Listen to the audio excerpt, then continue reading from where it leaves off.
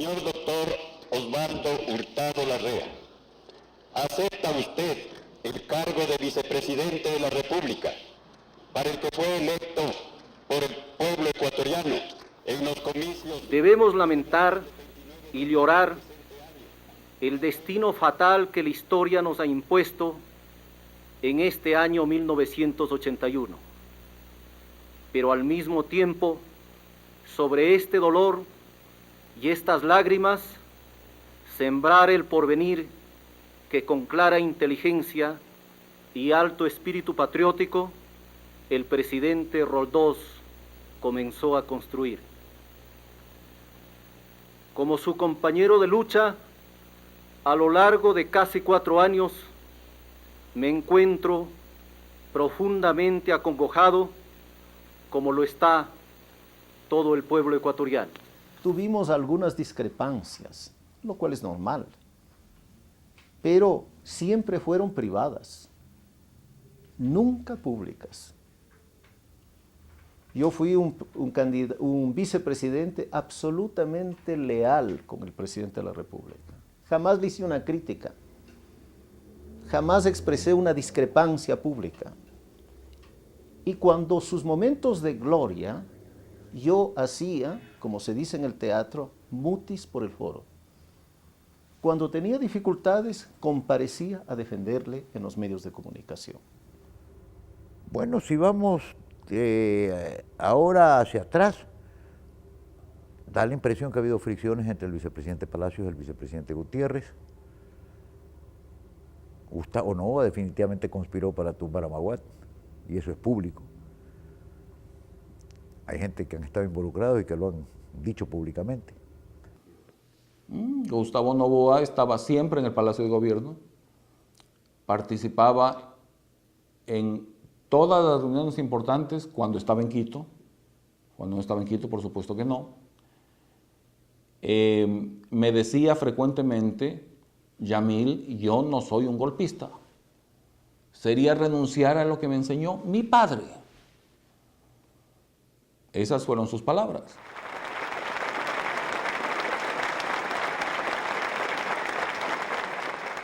Señores jefes de misiones diplomáticas, representantes de organismos internacionales, honorables legisladores, en observancia del mandato constitucional que me imponía la obligación de la subrogación presidencial, comparezco ante este elevado órgano del poder público, sede de la soberanía popular, para ratificar formalmente mi obligación de observar los deberes y atribuciones que me corresponden. Lo que sí le digo es que desde el día del golpe militar hasta el día de hoy, yo jamás tuve una llamada del vicepresidente, ni siquiera para preguntar si estaba bien, dónde estaba, si pasaba algo con mi familia, etc.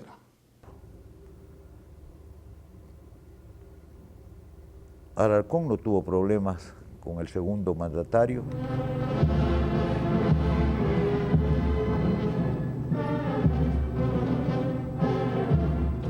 Las únicas reuniones a las que yo asistía cuando estaba Alarcón de presidente y yo de vicepresidenta eran reuniones de tipo militar. Es decir, por ejemplo, cuando ascendían los generales, tenía yo que estar sentada al lado, pues no me quedaba remedio. Aquí él y yo, por supuesto, los dos con tortícolis, creo que le iba para el lado. Este hombre, como es un poco pequeño de estatura, hacía que corten las patas de los sillones donde yo me iba a sentar para que yo parezca más pequeña que él. Y esto se lo puedo garantizar. Yo entiendo que hubo algún tipo de problema entre Abdalá y doña Rosalía.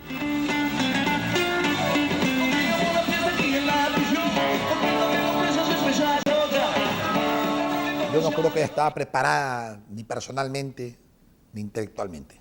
No me van a hablar de esta dama. Solamente le puedo decir que Pettigrew tenía mucha razón cuando dijo Eva vive en el corazón de algunas mujeres. Eva vive en el corazón de Rosalía. Yo he tenido siempre una excelente relación con Blasco. Lo considero un hombre muy inteligente, de gran experiencia política. Me da la sensación que desde Taura, desde enero de 1986, el presidente más ha dedicado sus esfuerzos a la expectativa de reemplazar al presidente. cargo está de más desde el punto de vista de las funciones que le da la Constitución actual? Eso habría que preguntarle pues al Congreso, que es el que tiene la facultad de reformar la Constitución. Él ha tratado de callar para siempre a todos los que han discrepado con su criterio o no se han sometido a su omnímoda voluntad. El señor vicepresidente usó de una frase latina que creo que se aplica a él. Res quae in pace. Descansa en paz. Bueno, me alegro que me desee descanso en paz. Yo le deseo a él también lo mismo. Por ese dimi direte que se da en la caldera del diablo, que es el poder, en Carondelet, se generaron al final del gobierno ciertas fricciones, pero que las pudimos superar. Luego del 10 de agosto tengo la obligación y la cumpliré, la obligación de referir minuciosamente, detalladamente, todo lo acontecido antes de Taura y después de Taura. Se generan problemas, ¿no? Más allá de que el cargo de vicepresidente es una necesidad desde el punto de vista de la sucesión presidencial, y la mayoría de los países desarrollados del mundo tienen la posición de presidente y vicepresidente, ¿no?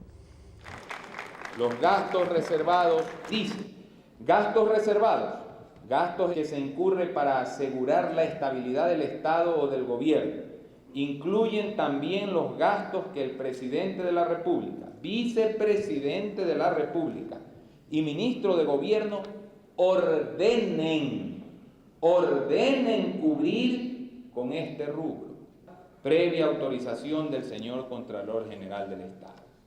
Yo asumo la responsabilidad de los gastos, señores, y tengo para mi descargo los documentos que la ley ha previsto, pero de ahí a ir a la división y subdivisión de partidas para explicar que tal cantidad de sucre fue invertida en este objeto, tal otra fue entregada a tal persona, etcétera, etcétera. Gracias. Ha venido ante el Congreso en una actitud insolente y cínica de interferencia en la autonomía de las funciones del Estado. Hay que ver el desparpajo con el que se ha dicho al Congreso Nacional, señores diputados, adversarios ideológicos nuestros, que no importa a dónde van los fondos. Que este Congreso Nacional no es un juicio de 5 ni 10 años, sino un juicio inmediato, impostergable e irreversible. Este Congreso Nacional juzgue la conducta del vicepresidente de la República. El señor vicepresidente de la República fue llamado sin justificación alguna a un juicio político ante el Congreso Nacional, donde demostró con claridad que no existía base legal para las mociones de censura. Como presidente constitucional de la República, debo señalar mi preocupación y mi extrañeza por los evidentes excesos cometidos en los procesos político y judicial seguidos en contra del señor vicepresidente constitucional de la República. En ese entonces no se irrespetó ni al vicepresidente de la República ni a ningún funcionario. Creo que actué enérgicamente para que el vicepresidente Dajic pueda exponer sus puntos de vista y pueda ejercer su defensa. No, mire, este fue otro asunto que también se lo manejó políticamente. Se le convenció al país de que había habido un mal manejo, de que había habido actos de corrupción. Se abrieron cuentas privadas en los cuales funcionarios de la vicepresidencia, entre ellos creo que era el secretario, la secretaria, no recuerdo exactamente, ya son muchos años, manejaba las cuentas de los fondos reservados.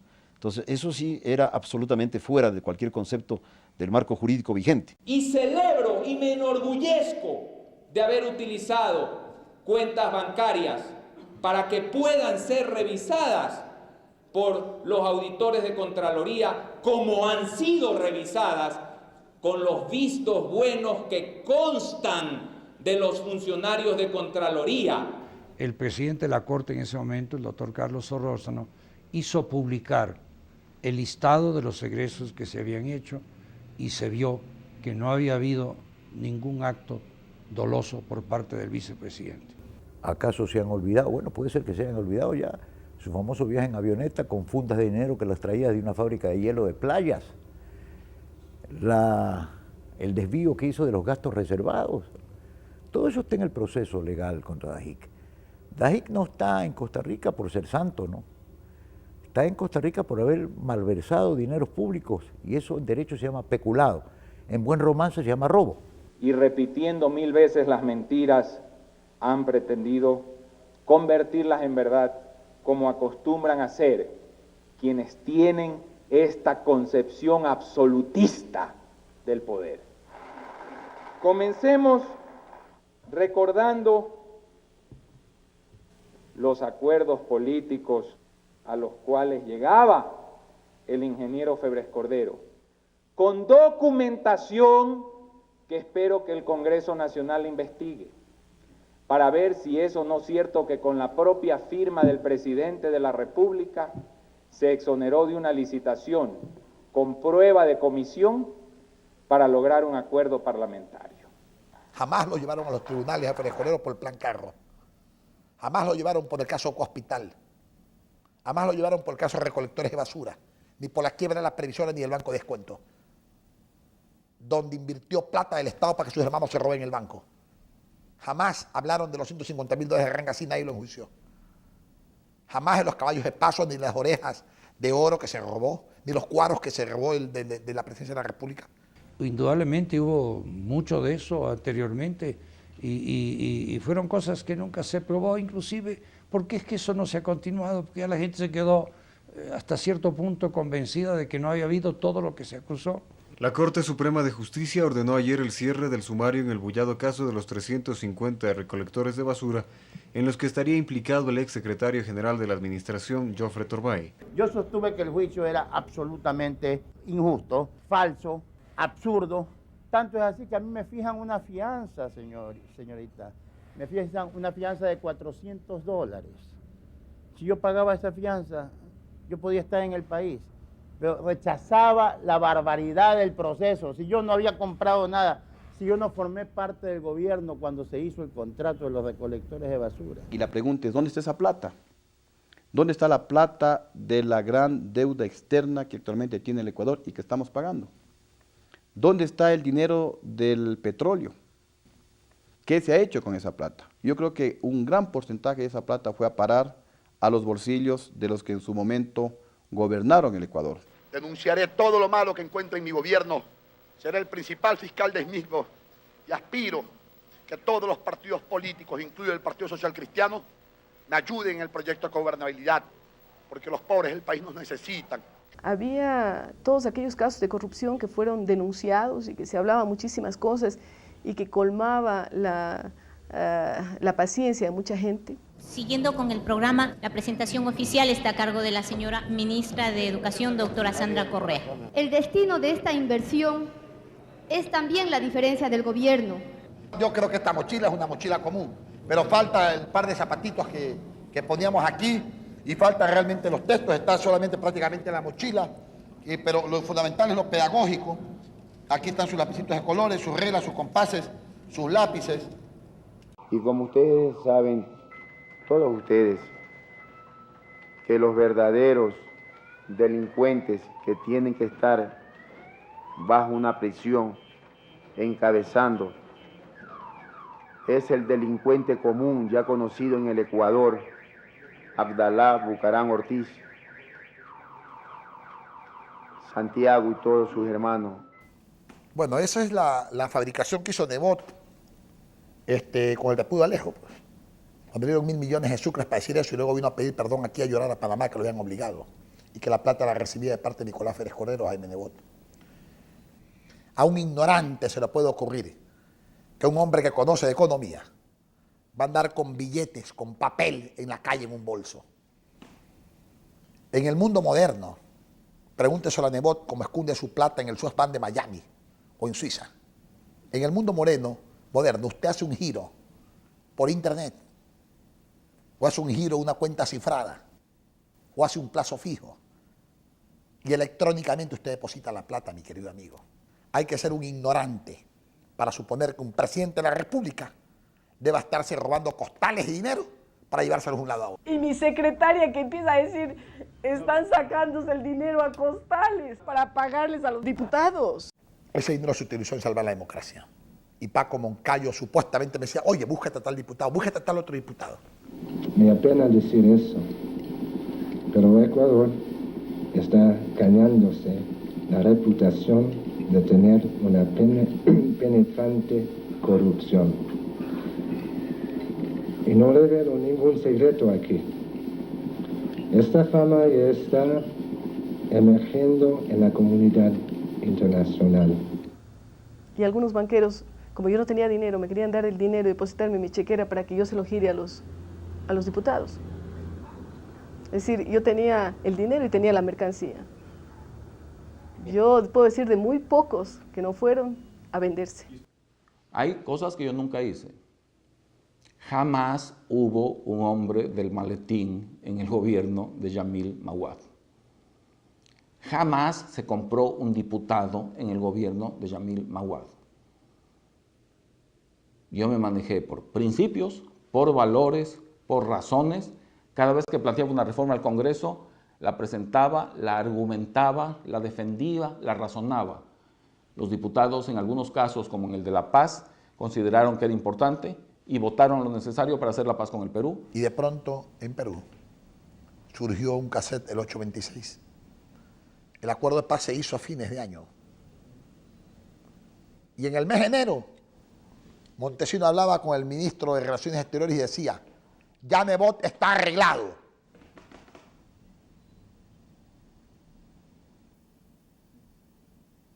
Sin embargo, Nebot en julio hablaba, hay que hacer una consulta popular, un plebiscito, para que el pueblo se pronuncie.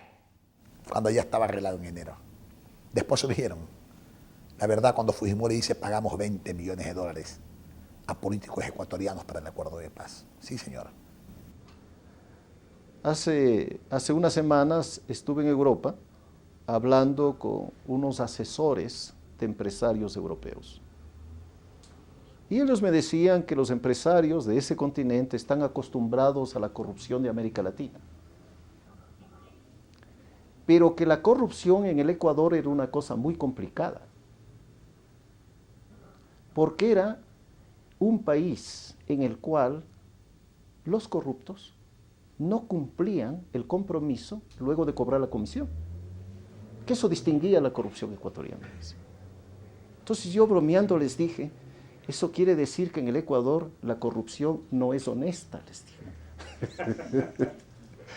Entonces se requiere una movilización social, se requiere una movilización ciudadana, se requiere un compromiso de todos los 12,5 millones de ecuatorianos dispuestos a combatir la corrupción.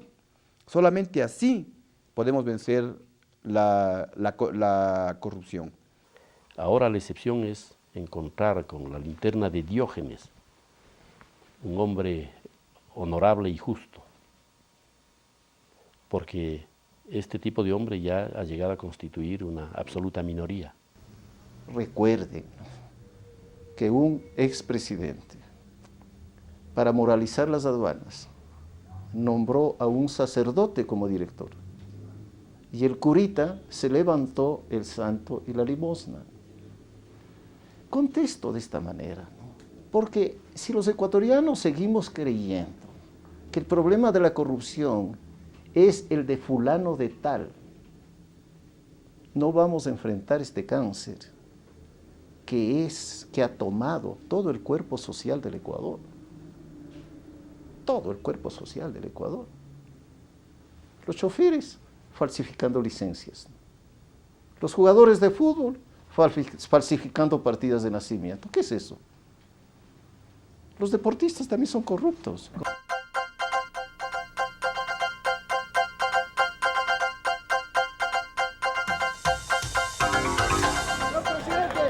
Señor presidente, acepto a partir de ahora a nadie, ni político ni periodista, que insinúe algo sobre mi honor, porque tendré que ir a la justicia, señor.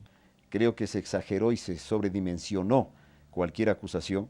El ministro Verduga tenía el único documento por el cual él puede justificar sus acciones, que había actuado de acuerdo con la Constitución y con la ley, que era el informe de la Contraloría General del Estado, que decía que, me acuerdo hasta entre comillas, que puede asegurar que ni un solo centavo de los fondos manejados por el exministro fueron distraídos de la seguridad nacional. Buena parte de esos recursos a producir la información y el conocimiento necesarios para enfrentar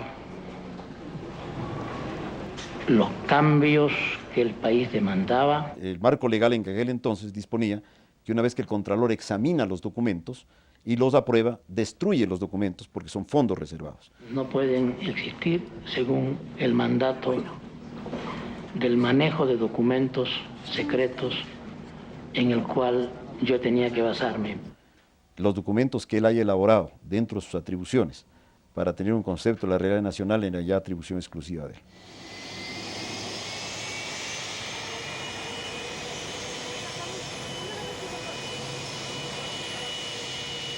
Yo fui el hombre que menos plata gastó en gastos reservados y me oponía al gasto de gastos reservados. Pero claro, había que inventar un proceso. Se inventan cualquier calumnia, cualquier mentira, para tratar de desprestigiarle al presidente que está arriba. Es más o menos como el palo encebado. Todos tratan de bajarle al que está arriba y tratan de destruirle al presidente de la República, que está en ejercicio del poder, con la idea de que ellos pueden de esta manera ganar protagonismo y ser gobierno en las próximas elecciones. No quisiera llegar a esa exageración, pero sí creo que hay un fuerte ingrediente de utilización del Poder Judicial en algunos sectores para cobrarse, por ejemplo, revanches de carácter político. Y fue una de las víctimas. Yo estuve 5 meses preso, debo salir de la presidencia de la República, por una acusación eminentemente política. Aquí yo no estoy preso ni por robar, ni por matar, ni por hacer nada. Estoy preso por una burda acusación de que no controlé cierto personal que no trabajó cuando estaba de presidente del Congreso. ¿Hay derecho para tener preso a un expresidente de la República por esa causa? Eso fue una barbaridad, una prisión para que luego la Corte Suprema me declare absolutamente inocente. ¿Y quién me devuelve los 5 meses que pasé preso? En momentos en que congelan las cuentas de los ecuatorianos, en momentos que sube todo hasta las nubes, ¿usted cree que es el momento internacionalmente para meter preso a un expresidente de la República? Porque cuando una noticia de esta sale y una persona que ejerció la presidencia es víctima de esta acción, sale en las primeras páginas de todos los diarios del mundo. Y en el Ecuador igual, y en todos los noticieros. Pero cuando sale absuelto y dicen que ha sido inocente, la noticia es pequeñita, ni siquiera la asoma. Ya me tienen preso, injustamente, un chivo expiatorio en la cárcel, pero voy a luchar con todas mis fuerzas.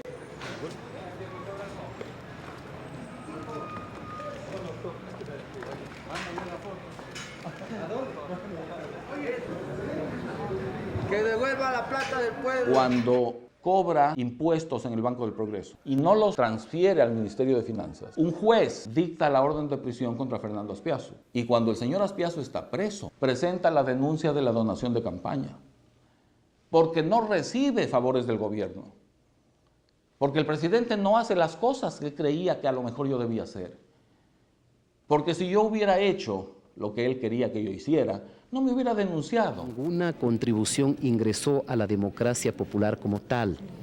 Mi partido tiene una Secretaría de Finanzas que administra los recursos provenientes del Estado y que han sido debidamente explicados no solamente al Tribunal Supremo Electoral, sino también a la Comisión Cívica de Control de la Corrupción y a la Fiscalía General de la Nación. Pero si él fue, me parece que acompañado de 2 personas de su partido, a la oficina de Aspiazu a pedirle apoyo.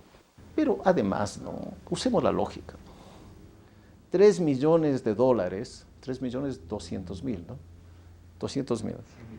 $3.100.000. Es una fortuna, ¿no? En los Estados Unidos es mucha plata. Aquí en esta economía de este tamaño, es muchísimo dinero, ¿no? A un candidato al que les llegan $3 millones, no va a preguntar, ¿y quién es ese generoso ciudadano que me envía tanta plata? Pero es factible que un presidente de la República que esté en plena campaña, yo no estoy diciendo que es así o no es así, yo estoy diciendo de lo que puede pasar. Cuando un presidente está activo en una campaña electoral, él forma un equipo humano, en este caso creo que era un hermano de él, el que se había convertido en tesorero de la campaña. Pueden hacer cosas que el candidato no conoce. Es factible. Pero si el hermano de Mauad estuvo listo a devolver a quien sea, me parece que $400.000 que no se habían utilizado, o no se acuerdan de eso. Y no sé dónde está ese dinero, esos $400.000 sobrantes de la campaña, no sé quién lo recibió. Debe él informar con las preguntas que le estamos formulando la verdad que el pueblo ecuatoriano debe conocer. ¿Qué pasó con los aportes que entregó el señor Fernando Azpiazu para la campaña que llevó a la presidencia al doctor Yamil Maguad? El presidente hará lo que tiene que hacer cuando considere que debe hacerlo. El presidente declarará lo que tenga que declarar cuando considere que debe declararlo. Como soy partidario de la transparencia y de la verdad y de las cuentas claras, he pedido que los responsables del manejo de la campaña preparen toda la información necesaria para entregarla de manera pública a la prensa la próxima semana. No me estoy refiriendo de manera exclusiva al aporte que hizo el señor Azpiazu. Me estoy refiriendo a las cuentas de la campaña electoral. Ya viendo la contabilidad después yo logro determinar que fueron varios aportes que se iban entregando. Y no olvidemos quién era mi rival, con quién competía yo para la presidencia. Con el hombre más rico del Ecuador, con el abogado Álvaro Noboa. De tal manera que con estos aportes que yo logré reunir, todavía hice una campaña que gastó la mitad de lo que gastó la otra campaña. En esas condiciones participé. Mientras no haya confianza en la justicia ecuatoriana, mientras siga habiendo impunidad, mientras no se sancione a los que se han robado los dineros del pueblo ecuatoriano, obviamente que puede haber instituciones que estén pensando en actuar más allá de sus funciones o de sus responsabilidades. Miren, el problema de la corrupción en el Ecuador es un problema general. Hay corrupción en los políticos y en los no políticos. En los blancos, en los negros, en los indios, en los mestizos, en los mulatos. En los católicos y en los protestantes. En quienes creen en Dios y en quienes no creen en Dios. En los ricos y en los pobres. En los militares también. Eso le dije a Egas Peña, aquí en el Congreso. Aquí, en el piso político. Esta es la publicidad. Esta es la publicidad que llegó de México. Esta es la publicidad que vimos todos los ecuatorianos en el proceso electoral. Esta es la publicidad que pueden informar todos los vocales del Tribunal Electoral de cada provincia del país que había en las calles, en las plazas de nuestro país. Esta es la publicidad del coronel Gutiérrez de México, llegada dolosamente el 4 de septiembre, por favor. Retirada dolosamente el 17 de septiembre.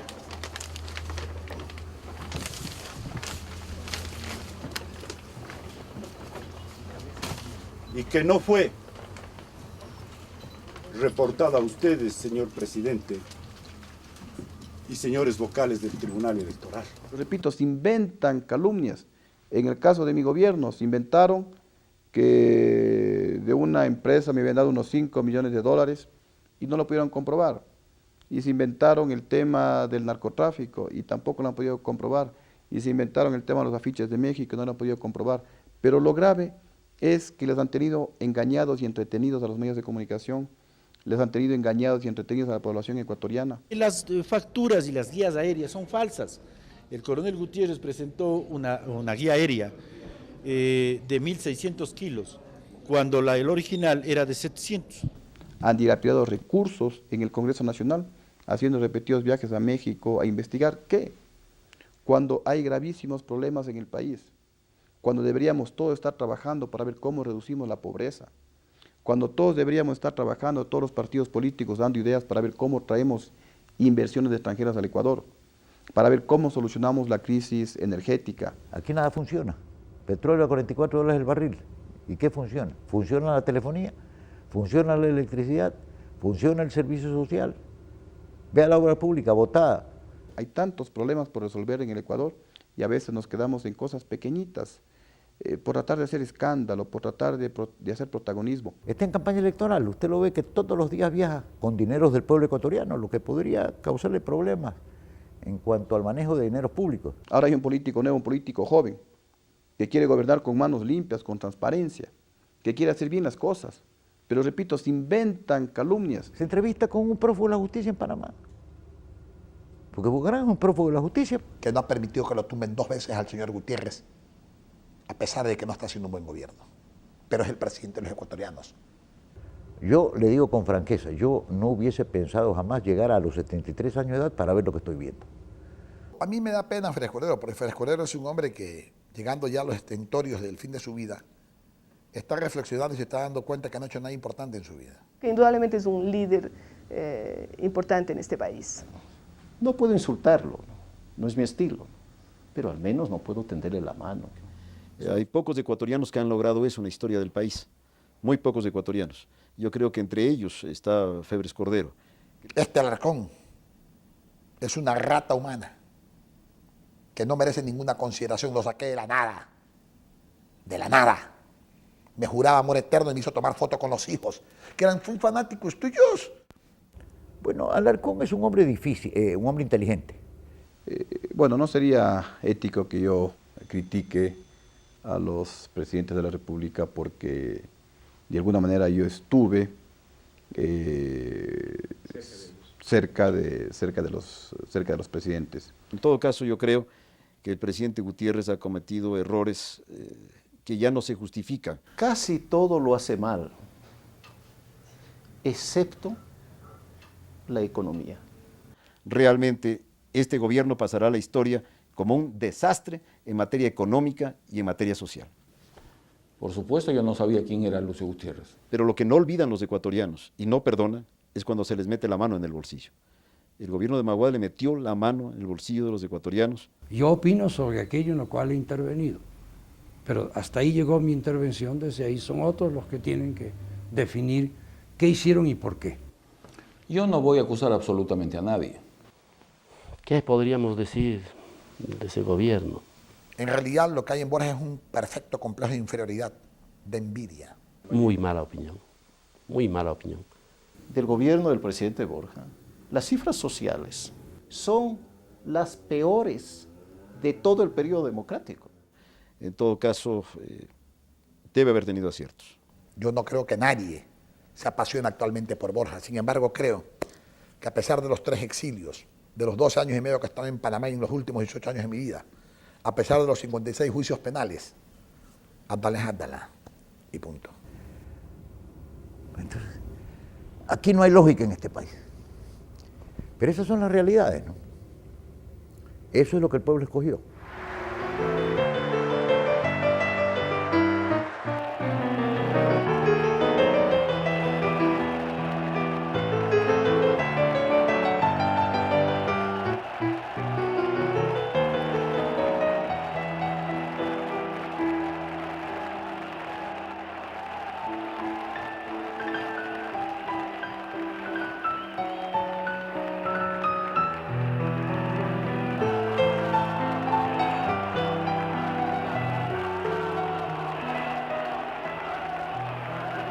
La democracia no es perfecta, pero es susceptible de perfeccionamiento y por ello siempre será la forma condigna de existencia humana.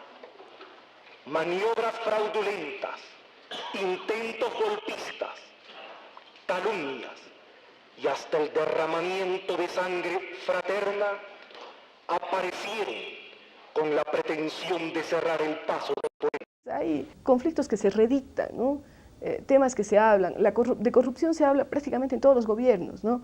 De insatisfacción social, de insatisfacción de necesidades básicas, elementales, de salud, de pobreza, etc. Nuestra democracia ha ido avanzando, es una democracia joven, que repito ha tenido el problema de los grandes periodos dictatoriales, pero sigue avanzando, seguimos tratando de buscar esas soluciones que no son recetas mágicas. Mientras no se resuelva el déficit político que tiene el Ecuador, Seguiremos igual. 2 años de éxito, 3 años de fracaso. 2 pasos adelante, 2 pasos atrás. Cae la inflación, sube la inflación. Crece la economía, cae la economía. Problemas difíciles como los que vive nuestro país requieren una planeación y un plan que abarque a varios gobiernos en sucesión. Cuando un presidente aparece solo para echarle la culpa al anterior y a decir que su plan de gobierno consiste en no hacer lo que hizo el anterior, ¿qué grado de estabilidad y de continuidad le podemos dar al país? No se puede tener una política económica de 20 años. De 1 año se puede tener. De 2. Sin estabilidad económica no hay nada. Sin estabilidad económica no van a haber recursos para financiar proyectos sociales. Sin estabilidad económica no van a venir inversiones extranjeras. Sin estabilidad económica no va a haber crecimiento de nuestro país. Y sin crecimiento no van a haber fuentes de trabajo, no se va a reducir la pobreza y más bien va a venir el caos. Con pesimismo veo el futuro, lamentablemente. Porque el país está horquillado en su economía por la dolarización, por los tratados de libre comercio, o el tratado de libre comercio, por la globalización. Y las consecuencias son la quiebra de miles y miles de empresas, la invasión de productos extranjeros en nuestros mercados, productos que antes los fabricábamos aquí sin ningún problema, y una desocupación terriblemente preocupante. El Ecuador necesita reconocer que hay un conjunto de voces discrepantes y prepararse para negociar. El Ecuador necesita admitir que no es un pecado mortal hablar contra una persona de otro partido político o que piense de manera diferente. El Ecuador necesita reconocer que si no hacemos eso, siempre viviremos enfrentándonos los unos con los otros. Yo creo que pocos países de América Latina son gobernables. Y creo que el Ecuador es el peor de ellos. Porque yo creo que tenemos la peor clase política de América Latina, la más corrupta, la peor clase empresarial. Nuestra democracia se ve diariamente alterada por la ingobernabilidad. Mientras que la tendencia en el mundo, en los países democráticos, es fortalecer la democracia en función de 3 o 4 instituciones políticas, partidos serios y grandes, aquí tenemos 17 movimientos políticos. Yo creo que el pueblo ecuatoriano es absolutamente positivo y bueno, se lo puede gobernar. Lo que le hace ingobernable, repito, son esos sectores enquistados durante toda la vida. La propia sociedad de masas vuelve difícil el gobierno. Luego los pueblos hoy ya no consideran a la pobreza como consideraban sus antepasados, como un objeto doméstico que ha estado largamente en la casa de las generaciones. Consideran que la pobreza ya no debe estar allí, exigen que cese la pobreza. No es una maldición, no es algo inevitable como consideraban las generaciones pasadas. Palabras más, palabras menos, esa es la historia. Para que vean qué pequeña es la política ecuatoriana.